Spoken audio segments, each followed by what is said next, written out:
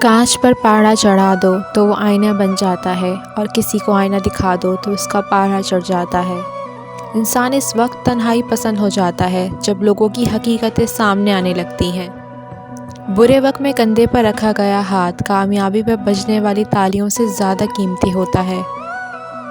ہم ایسے دور میں ہیں جہاں پتہ ہی نہیں چلتا کہ پہلو میں بیٹھا شخص دوست ہے یا سانپ۔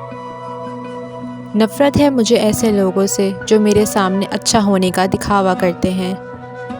میں اکثر دوسروں کی باتوں سے اس لیے متفق ہو جاتا ہوں تاکہ وہ چپ ہو جائیں۔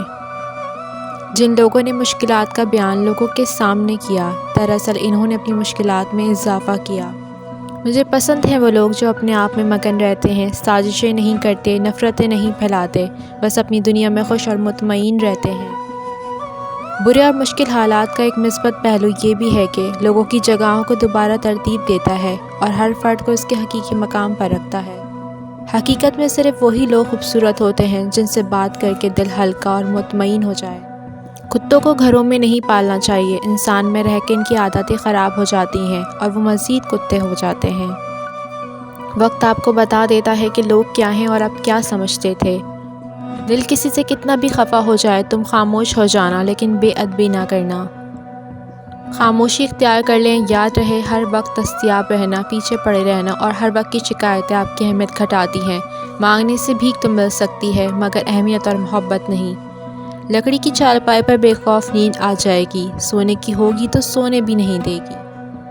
غیر ضروری چیزیں یادداشت میں محفوظ کرنے سے میموری منفی خیالات سے بھر جائے گی، نتیجتاً زندگی ہینگ ہو کر رہ جائے گی۔ پرسکون رہنے کے لیے کچھ لہجے، کچھ یادیں اور کچھ انسانی رویے بھی ڈیلیٹ کرنے چاہیے۔ سمجھ گیا ہوں کہ کوئی نہیں سمجھے گا مجھے، سو زمانے سے میں نے گفتگو مختصر کر لی۔ جو جتنی توجہ کے قابل ہوں اس کو اتنی اہمیت دو۔ کم ظرف لوگوں کا حد سے زیادہ خیال رکھو گے تو اپنی اہمیت کھو دو گے۔ کچھ دروازے میرا رب ہماری بہتری کے لیے ہم پر بند کر دیتا ہے۔ جب بھی تقدیر سے شکوہ ہونے لگے یہ بات یاد کر لینی چاہیے کہ یہ شیطان کا پہلا وار ہے۔ اس کے بعد وہ آپ کو مایوسی کے اندھیرے میں بہت آسانی اور سہولت کے ساتھ لے جائے گا۔ اس لیے قسمت سے شکوہ نہ کریں اور امید کا دامن ہاتھ سے کبھی نہ چھوڑیں، اور اللہ کی ذات پر کامل یقین رکھیں، وہ چاہے تو کچھ بھی کر سکتا ہے۔ میری زندگی کا ذاتی تجربہ ہے کہ جو بدتمیز، بدلحاظ اور خود غرض لوگ ہوتے ہیں وہ اپنی زندگی میں کامیاب رہتے ہیں اور اپنی زندگی اپنی مرضی کے مطابق گزارتے ہیں، یہاں تک کہ ان کی عادات کی وجہ سے کسی کی ہمت بھی نہیں ہوتی کہ ان کو کچھ کہہ بھی سکیں۔ تعلیم جس کے اندر داخل ہوتی ہے وہ سادگی زندگی اختیار کرتا ہے، اور جس کے اوپر سے گزر جاتی ہے وہ ماڈرن بن جاتا ہے۔ انسان رشتوں کی تلخیاں کبھی نہیں بھولتا، مگر رشتوں کو آگے بڑھانے اور نبھانے کے لیے بہت مرتبہ سے یہ ثابت کرنا پڑتا ہے کہ اسے کچھ یاد نہیں۔ واسطے پڑے تو کردار کھلتے ہیں، باتوں سے تو ہر شخص پارسا ہے۔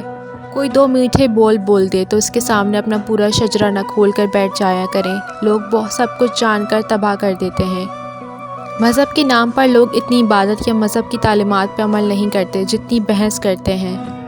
ممکن نہیں ہے مجھ پہ یہ طرز منافقت، دنیا تیرے مزاج کا بندہ نہیں ہوں میں۔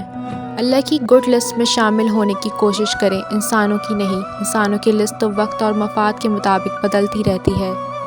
خود کو اتنا مضبوط کیجیے کہ بدلتے ہوئے موسم اور بدلتے ہوئے لوگ آپ پر اثر انداز نہ چھوڑیں۔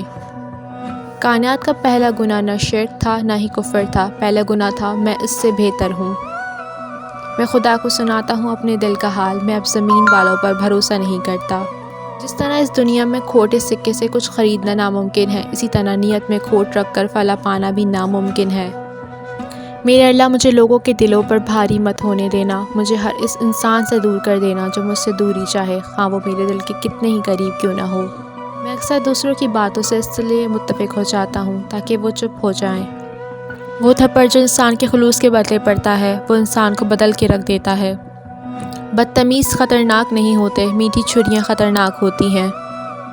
ہمیشہ آپ کا ایک اسٹینڈرڈ ہونا چاہیے کہ لوگ آپ کو آسانی سے اپروچ نہ کر سکیں، انہیں آپ کے لیول کا پتہ ہو کہ آپ کا ٹائم پاس مٹیریل نہیں ہے۔ کہتے ہیں نا، شیر جتنا بھی بھوکا ہو گھاس نہیں کھاتا، کیونکہ اس کا ایک معیار ہے۔